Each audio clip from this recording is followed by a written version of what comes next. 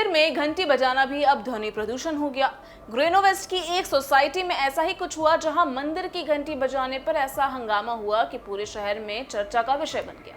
अब आप सोच रहे होंगे कि मंदिर की घंटी बजाने से भला क्या दिक्कत हो सकती है, लेकिन ये मामला है ग्रेटर नोएडा की गौर सौंदर्यम सोसाइटी का, जहां ध्वनि प्रदूषण को लेकर एक ऐसा विवाद खड़ा हुआ जो किसी को भी हैरान कर सकता है। तो चलिए पूरी कहानी पर नजर डालते हैं। नमस्कार, मैं मोनिका हूं आपके साथ और इन खबर में आपका स्वागत। मंदिर की घंटी और ध्वनि प्रदूषण का मुद्दा कैसे उठा, अब ये बात करते हैं कि ये कहानी शुरू होती है 30 जुलाई को, जब सोसाइटी के एक निवासी मुदित बंसल ने उत्तर प्रदेश प्रदूषण नियंत्रण बोर्ड UPPCB को एक ईमेल भेजा। उनकी शिकायत थी कि सोसाइटी के मंदिर में बजने वाली घंटियों से उन्हें ध्वनि प्रदूषण का सामना करना पड़ रहा है। अब सोचिए कि एक मंदिर जहां लोग अपनी आस्था के साथ जाते हैं, वहां घंटियों की आवाज़ किसी के लिए परेशानी का कारण कैसे बन सकती है। UPPCB ने इस शिकायत को गंभीरता से लिया और 5 अगस्त को मंदिर की घंटियों का निरीक्षण किया। जांच में पाया गया कि मंदिर की घंटी से निकलने वाली जो ध्वनि है वो 70 डेसिबल तक पहुंच रही थी, जबकि ध्वनि प्रदूषण नियम 2000 के अनुसार आवासीय क्षेत्रों से ध्वनि की अधिकतम सीमा 55 डेसिबल होनी चाहिए। इसके बाद UPPCB ने सोसाइटी की अपार्टमेंट ओनर्स एसोसिएशन जो कि AOA को नोटिस जारी कर दिया और कहा कि ध्वनि प्रदूषण के नियमों का पालन सुनिश्चित किया जाए। जब ये नोटिस सोशल मीडिया पर वायरल हुआ तो हंगामा मच गया। लोग इस पर अपनी नाराजगी जाहिर करने लगे। कई लोगों ने कहा कि UPPCB प्रदूषण को नियंत्रित करने में नाकाम हो रहा है और मंदिर की घंटी पर ध्यान दे रहा है, जो पूरी तरह से गलत है। सोशल मीडिया पर यह नोटिस दिन भर ट्रेंड करता रहा और लोग पूछने लगे कि क्या मंदिर में घंटी बजाना भी अब अपराध बन गया है।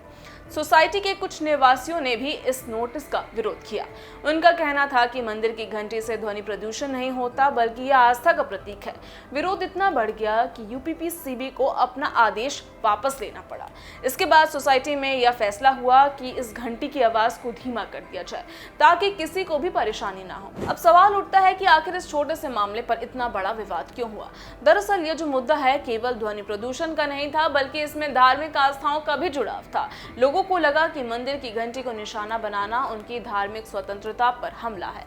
इसी वजह से इस मामले में इतना तूल पकड़ लिया। ध्वनि प्रदूषण एक गंभीर समस्या है, लेकिन इसका समाधान संतुलित होना चाहिए।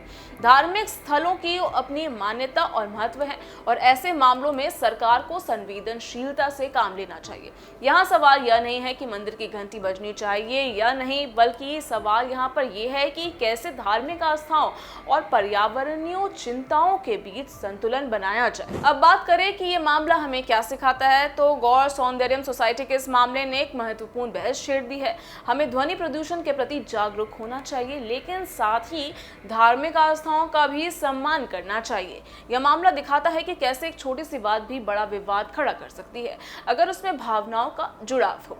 आखिरकार ये मामला एक सीख है कि समाज में संतुलन बनाए रखना कितना महत्वपूर्ण है, चाहे वह ध्वनि प्रदूषण हो या धार्मिक स्थल। हमें एक दूसरे की भावनाओं को सम्मान करना चाहिए और इस तरह से मुद्दे को संवेदनशीलता से सुलझाना चाहिए। खैर, आपका इस पर क्या राय है, कमेंट बॉक्स पर हमें जरूर बताइएगा।